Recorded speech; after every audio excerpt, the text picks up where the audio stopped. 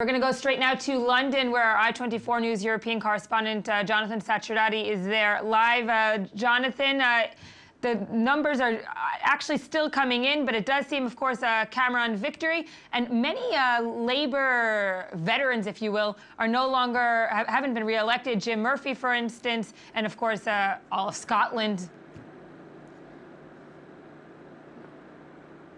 Well, we spoke yesterday about this phenomenon of shy Conservative voters, and it seems that that's come true. At 10 o'clock last night, when that exit poll was released, and we saw already that the expectations from the opinion polling in the weeks before had been consistently wrong, with the Conservatives ahead. And as the night unfolded and the votes were counted into the small hours of the morning and they're still being announced, we could see that actually things are even better for the Conservative Party, with the BBC's expectation now showing that the Conservatives might get 325. That's just one off a full majority on their own.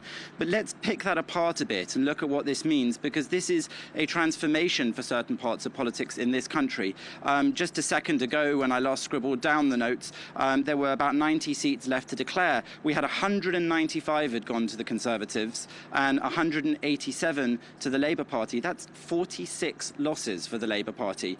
And then similarly, we had 6 Liberal Democrat wins. That's 37 losses. They have been absolutely decimated. Their part in the coalition of the last 5 years has obviously destroyed them. Just if I tell you, for example, that so far we've heard from the results of the Liberal Democrat losses that except for Nick Clegg, the leader of the party and the former Deputy Prime Minister in that coalition for the last 5 years, except for him, every single Liberal Democrat cabinet member has lost their seat. Wow. That's an enormous blow to them. And then, of course, the runaway success here is the SNP, with 55 seats in Scotland so far, almost sweeping the board there. That's 49 seats gained on their representation last time. So this is a transformational moment.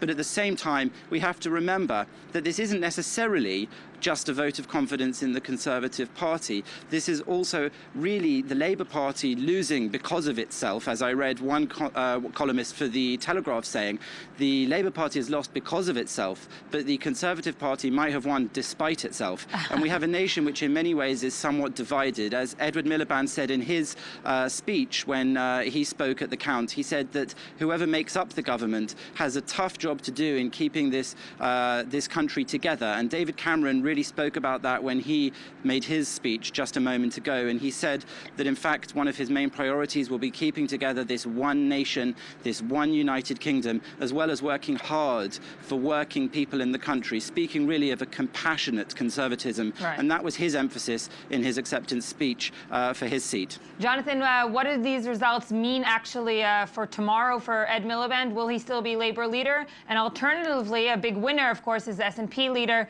Nicola Sturgeon. What does the future hold for her? That's right. What will the future hold for Ed Miliband? People are asking. You know, we might expect him to resign after this blow to the party, and that's a disaster for him and a disaster for the party in some ways, though many have criticised his leadership throughout, saying that he was weak, saying that he came across as a geek, saying that he wasn't really putting the best side of the party forwards. I think this election result so far, and as it's mapping out, shows that he did fail his party in that respect, and so we could expect a leadership contest there. When it comes to Nicola Sturgeon, what a success for her, fresh out of that unsuccessful but respectable showing in the referendum on Scottish independence not that long ago. She's absolutely swept a power in Scotland with this high representation there. In the House of Commons, she's going to represent almost every Scottish seat. The Scottish National Party has done incredibly well in this election, and as I said, David Cameron's task now will be somehow to keep together the United Kingdom with this strong feeling of division between Scotland and the rest of the kingdom. Jonathan, you were at a polling station all day yesterday. What were the issues that you spoke to with voters coming in and out? What were they voting on? A lot of the issues that we had thought they were voting on was the economy. I'm not so sure that these results reflect a vote strictly on the economy. Yes, yesterday I joined you from a polling station in the constituency of Hampstead and Kilburn, which was significant because that constituency was the closest marginal between the three parties but one in the whole of the general election 2010, and the closest within England. People there obviously were voting on the issues that mattered to them, whether it was the economy and the recovery, or whether it was generally the future of the United Kingdom, because David Cameron did a very good job of saying that only a Tory-led government would be able to keep the nation together, with SNP in power helping bolster a Labour win so that there would be a coalition between the two. People have obviously taken some of his messages to heart, and in a way this result that we're seeing mapping out today, not only for the people of Hampstead and Kilburn, who ultimately kept the seat a Labour seat last night, but we're seeing that for all of the electorate of Great Britain, this is not just a vote of confidence in the Conservative Party, but also a huge vote against the Labour Party and its ability to run the country differently.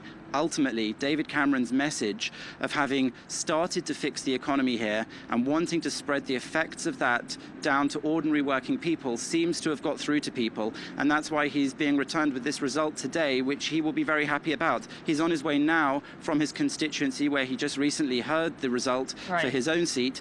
He's on his way now down to London, going to party headquarters, and we will continue to follow this all morning and keep you abreast of all the updates. Jonathan, thank you. So far, it doesn't seem that David Cameron is going to be packing his bags from 10 Downing.